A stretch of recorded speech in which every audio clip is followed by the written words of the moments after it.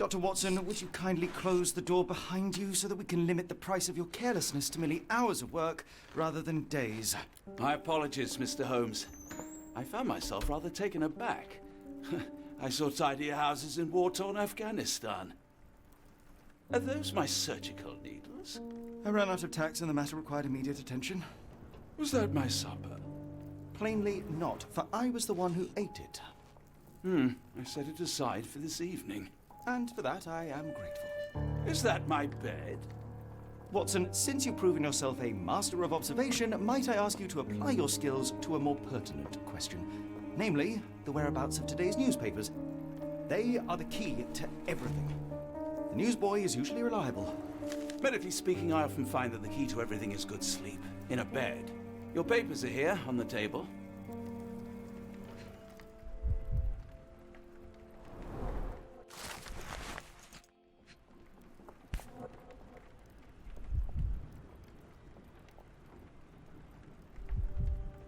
Your order from Barnes' bookshop has arrived, Doctor.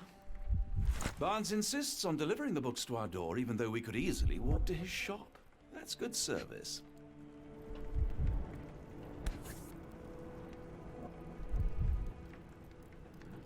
Another letter from Werner. I never reply, but they keep coming. I don't see the Strand. Where is it? Pardon me? I am on the precipice of uncovering a pattern of crime across London spanning many months and involving many men. The missing paper cannot be a coincidence. That's preposterous. My dear fellow, life is infinitely stranger than anything which the mind of man can invent. Well, life used your newspaper to wipe its posterior, so after that unpleasant discovery this morning, I disposed of it. But in lieu of the Strand, perhaps I can deliver you something equally tantalizing. I have just returned from a patient of mine, Captain Stemwick, who... No, that will not do. Grab your coat, Dr. Watson. Let us hope nobody has collected the dustbin.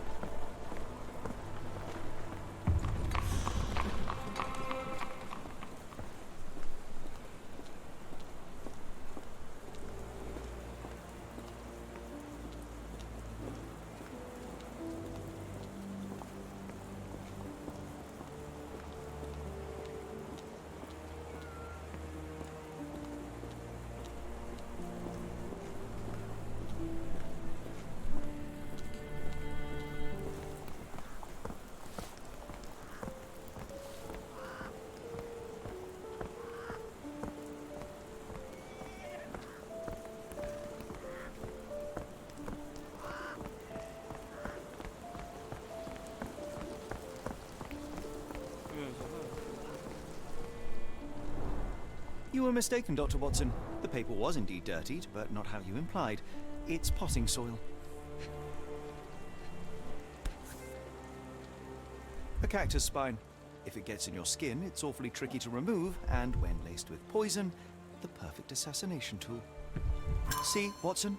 The conspiracy is real. Someone tried to poison me. Poison? You? That's madness. Get the Strand! Get your copy of the Strand here! Sorry, Mr. Holmes. I just sold my last paper. Blast. Then why are you still here? Boss pays by the hour. No sense in returning early. You're a bright child. I presume you see everything that goes on around here? Nothing gets past me, mister. Then tell me, did you notice anyone suspicious at my door this morning? Like the man with your newspaper? Precisely. What do you know? I know the value of a shilling. Dr. Watson. Cool, now I can take the day off. Can you describe the man you saw? He was carrying a lot of books. Up to his chin they were. Never heard of a well-read assassin. Looks can deceive. Hence the appeal of disguises. Did you see what he was up to? Nah, not really. I saw him approaching your house, but I had a customer. Then there's a loud bang. I ducked down. Not because I was scared, because I wasn't. I had to protect the merchandise, and all I could see was him kneeling at your door. Which way did he go? Not sure. I was distracted by customers. Sorry. All right. You earned your shilling. That'll be all. Thanks, Mr. Holmes. Maybe I could be your eyes and ears. If you have more shillings.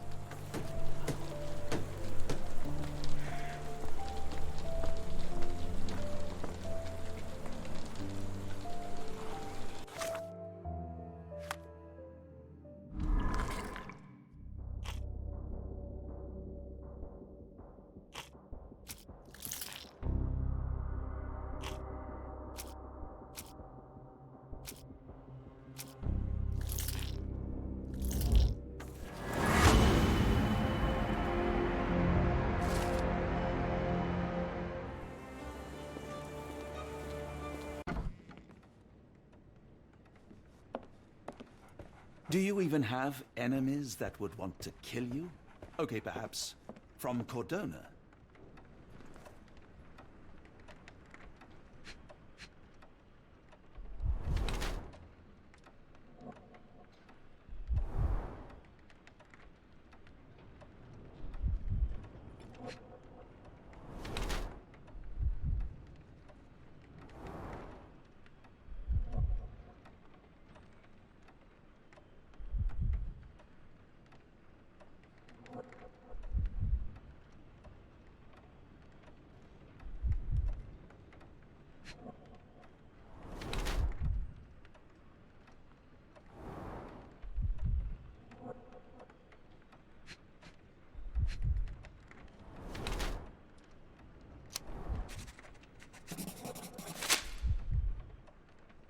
Mr. Barnes, a word.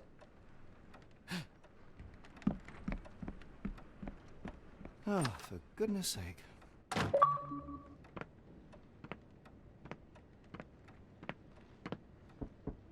Who goes there? Sherlock Holmes. Now will you please... Mr. Holmes. Golly, I did not see you come in. Would you care to answer some questions for me?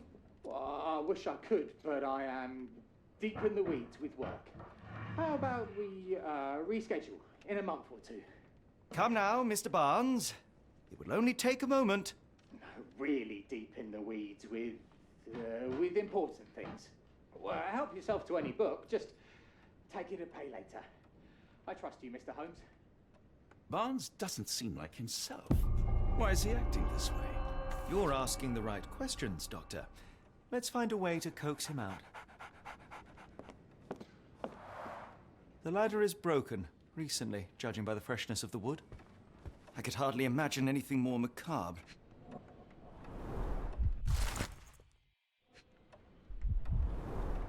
Basics of cryptoanalysis, cryptography in Egypt. It appears Barnes has an interesting hobby.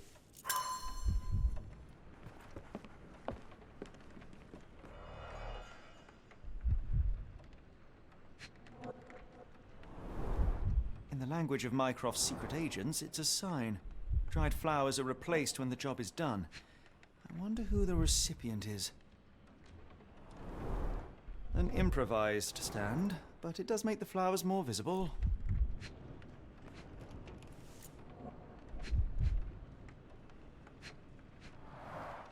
The finest view London has to offer.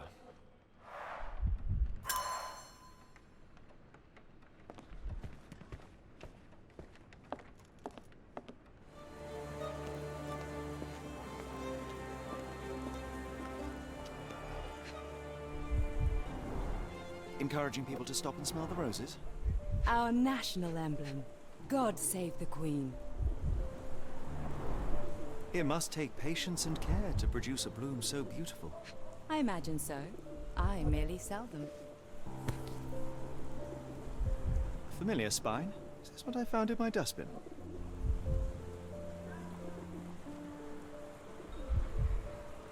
The pot is damaged. The blow was severe, but softened by something. Anything tickle your fancy, Mr. Holmes?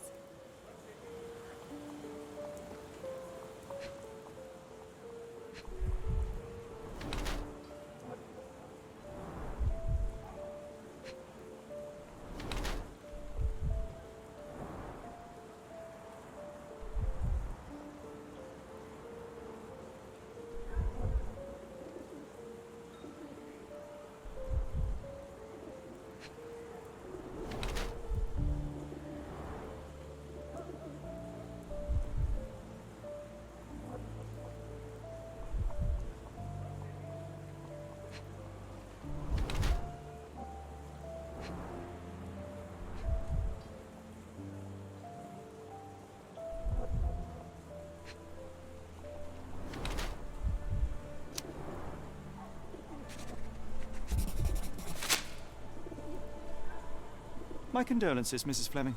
Mr. Holmes? Your husband's death. You're clearly still in mourning. Oh, no. I loved him more than anything, of course, but that was some time ago now.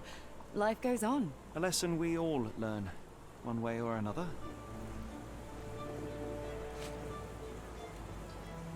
One of these things is not like the other. Come again? The cactus. Those fearsome spines can prove a devil to remove, and the sap is often toxic. And a rose thorn can give you tetanus, but we still grow them. The cactus seems comparatively harmless, though you have me thinking it must be valuable. I was under the impression that you knew its price already. Your guess is as good as mine. The first time I saw this cactus was when I came back from my break.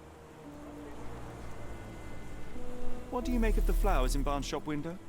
Well, they could use a bit of water. Do they mean anything to you? Mean anything how?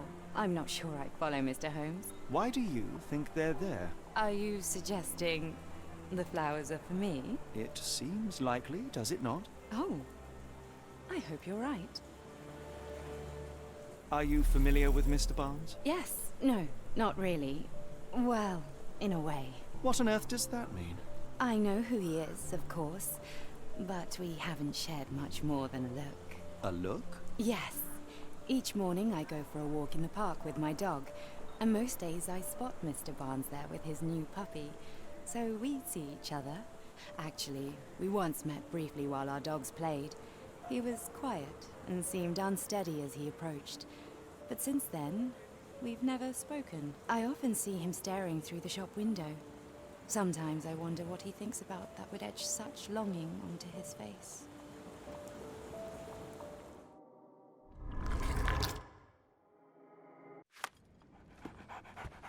Mr. Barnes, I know what you did, and I know why you did it. I'm sorry, Mr. Holmes. I can't hear you very well from behind the door. You ordered a cactus from the plant catalogue and then left it for Mrs. Fleming as a gift. You place flowers in the window to get her attention and wear high heels to appear taller and more desirable. You are her secret admirer. I couldn't read this morning's edition of The Strand because it was covered in soil and spines. I know you dropped a cactus on it and then fled. Barnes, it's Dr. Watson. Rest assured we are not interested in disclosing your personal affairs to anyone, including Mrs. Fleming. Please come out. All right, then.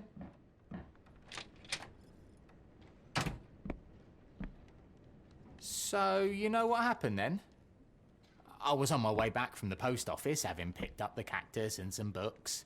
It was quite an awkward package, heavy too, and when I got to your door, I dropped the cactus in your paper. Forgive me. I needed that paper to prove a theory and prevent a crime. Your actions were rather disruptive. Your clumsiness carrying the post is matched only by the clumsiness of your romantic gesture. Oh, it's true. I am useless with this sort of thing. I'm not even sure if Mrs. Fleming noticed.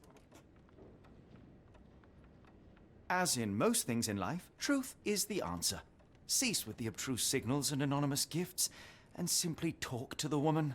What is the worst that can happen? She rejects you, and you are freed from this endless purgatory. That... Yes, you are correct, of course. I do have a slight tendency to overthink things. Thank you. So, at last, we return to the matter of the paper. I'm investigating a string of burglaries. Did you perhaps read of any before the edition was spoiled? I don't recall, but you're welcome to read our copy for yourself. You had an issue of The Strand here all along? Well, naturally. I am a bookseller. I have a subscription to every magazine and newspaper in London. So you ought to be familiar with the concept of burying the lead. Oh no, my apologies, Mr. Holmes. I'll make it up to you however I can. I am an expert on obscure languages and translation and Yes, okay.